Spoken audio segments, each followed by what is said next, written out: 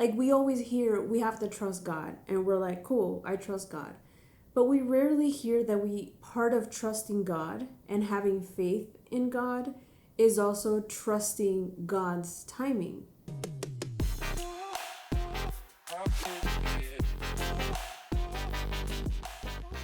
Hey everyone, welcome back to my channel. So today I wanted to talk about trusting the timing of our lives.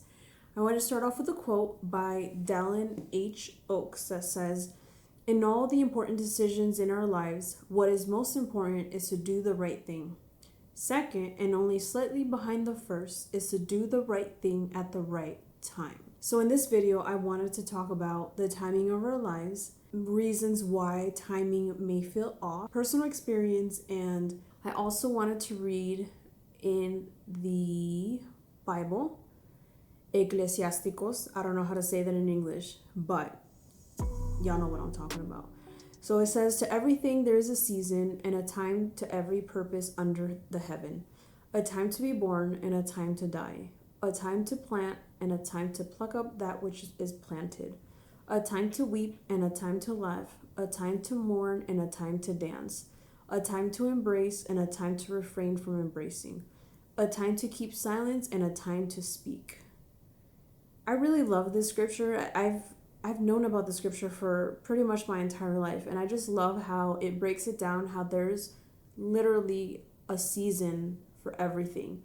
A season, like when I think about seasons in general, like there's a fall, winter, spring, what's the other one? Summer, eternal summer sometimes. And I just love that, like, nothing is forever. Like nothing lasts forever. So when you're feeling low, that's not going to last forever.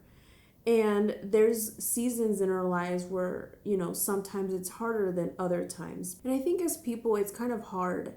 Like we always hear we have to trust God, and we're like, cool, I trust God.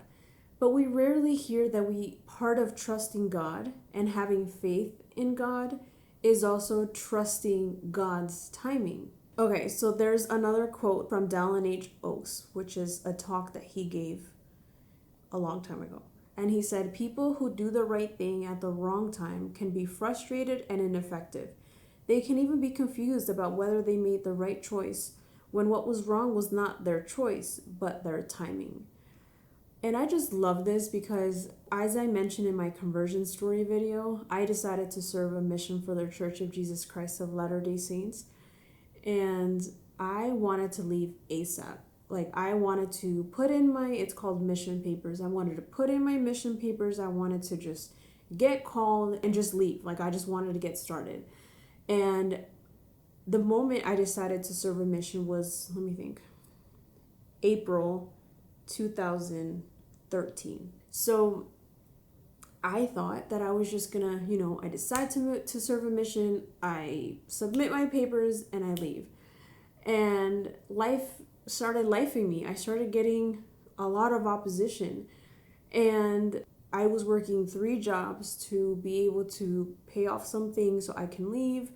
I sold my car, I sold my clothes, like I literally sold everything I could so that I can leave. And the crazy thing is, I wasn't able to submit all of my paperwork until I had done a lot of that stuff that I just mentioned. And by the time I finally submitted my papers, it was February of 2014. And I'm like, okay, usually it takes 1 to 2 weeks to hear back from. So what happens is once you submit your papers, it goes into the leadership of the church. And then you receive a letter back where it tells you where you'll be serving for the next 18 to 24 months. And that usually took 1 to 2 weeks because I was following up on everybody that had a call. It's called a mission call. And it had, week 1 passed, nothing. Week 2 passed, nothing. 3, nothing. 4, I finally get my mission call 1 month later, okay? And at this point, it had almost been a year since I had decided to leave, and I was working so I can leave. And the craziest thing happened because I opened my mission call. It was in the beginning of March, right? And typically, again, I was stalking everyone.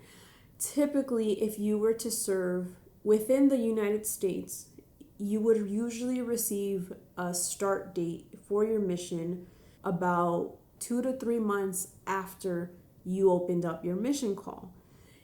And if you were to serve internationally, then that would usually take 3 to 6 months of when you open your call with when you would report to the training center to become a missionary. So again, it's early March. I open up my call and I got called to Chile, Viña del Mar, the best mission in the world.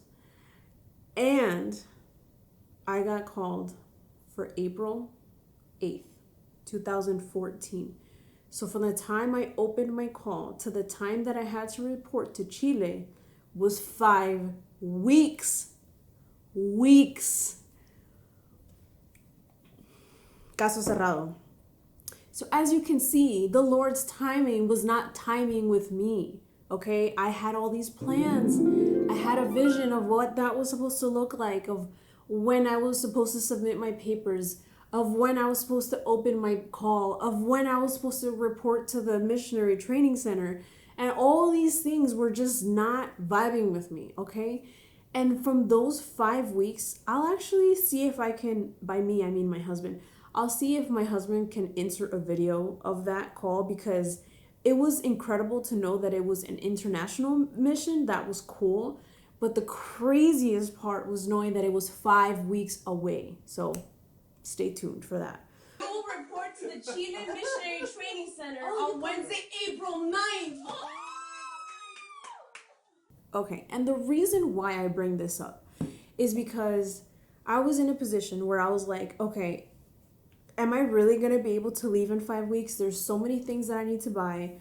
There's X amount of money that I need to save in order to buy those things. There's things that I need to do. Like, all these things were like piled up, right?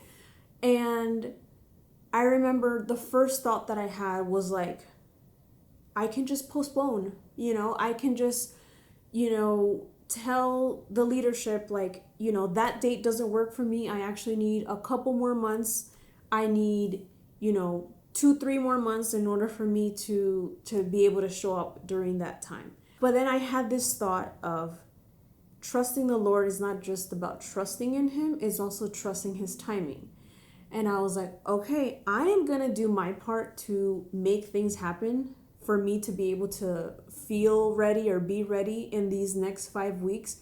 And I'm going to let Him guide me and direct me and make it happen, because I can't do this on my own. And through the course of those 5 weeks, miracles happened. I was able to sell my car. I was able to sell my clothes. I received help from church members that I was not planning on. And it all added up to being able to have the money to buy the things that I needed for the mission. So this is the highlight of this whole entire story about timing. So I go April 8th. I go into the Chile Missionary Training Center. I'm going to call it MTC from now on. And I had the most incredible experience. I served with other missionaries. So with missionaries, if you've seen them with the tags, they teach with another missionary. And the other missionary, in my case, was Hermana Uyoke, and she was exactly who I needed in the MTC. And then once I was in Chile, it was incredible because I was able to be in certain places where I needed to be, where I was learning from my companion, which is what the other missionary that you teach with is called. I was able to be in the perfect places where I was with these people. I was able to teach people that were ready to learn more about the gospel. So I was able to see baptisms pretty much right away.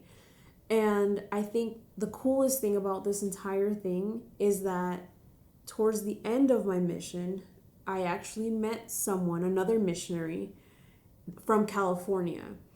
And we were cool. It was cool because we both spoke English, so we would speak English whenever we could. And long story short, this missionary was the one that introduced me to my husband. What? When I met him, he was finishing up his mission. And again, he's the one that introduced me to my husband. So had I postponed my mission call by even 6 weeks, I would not have met that missionary that introduced me to my husband. Trusting the Lord is not just trusting in Him, is trusting in His timing.